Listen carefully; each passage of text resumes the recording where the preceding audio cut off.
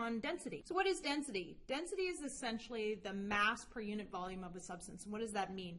That means that the amount of mass in an object as well as how much space it takes up. The amount of space that something takes up, think of a coffee cup, and the amount of mass within that space. That makes up its density.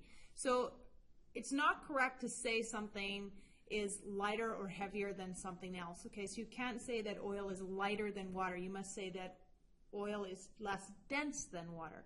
And the reason for that is when you're comparing something in terms of lightness and heaviness, you must make sure, in order to use that language correctly, that you're comparing the same amount of volume. So you could say that a kilo of oil is lighter than a kilo of water. But you can't make a general statement by saying oil is lighter than water, because if you had a tablespoon of oil and a kilo of water, then yes, it's going to be lighter. But if you had a tablespoon of water and a kilo of oil, the oil is obviously going to be heavier.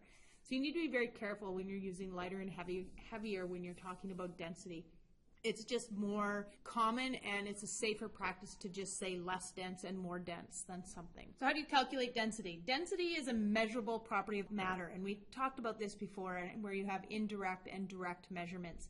So because density needs to be calculated, this makes it an indirect measurement. Because density is the mass per unit volume of a substance, you must use both sets of units. So grams or kilos for mass, which we talked about in the last video, as well as units cubed for volume.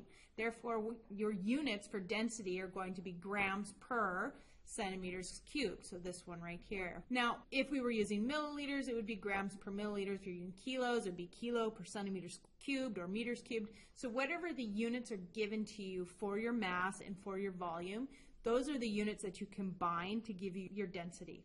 Okay, so here's the formula for density. Density is mass divided by volume.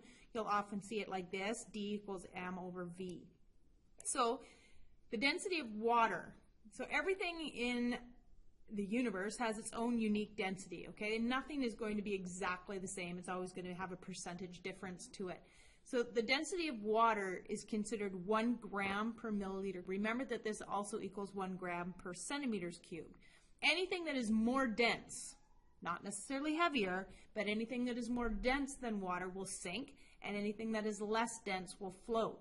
So one of the things we want to think about is, if you think about tin or steel or any kind of metal, you put that into water and it's going to sink.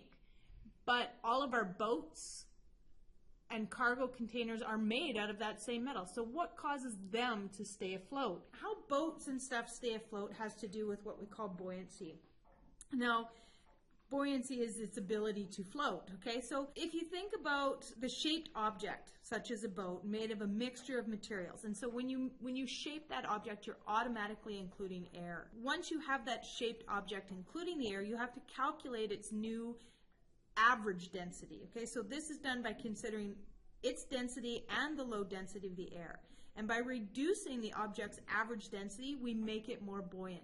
And often it is less dense than the water, therefore it floats. So by reducing an object's average density, we make it more buoyant, and using those particular ideas, shipbuilders throughout the years have designed ships that can carry enormous loads. So there's obviously more to know about buoyancy, but we cover a lot of that in grade 8. Suffice it to say that as you make things more buoyant and create that average lower density in order to allow it to float on the water, there's also forces involved, and there's forces pushing down on the boat, there's forces pushing up on the bottom of the boat by the water pressure underneath, and all of that contributes to whether or not that particular design of boat will float or sink. All right, so we'll talk more about density in class, and we'll see you next time.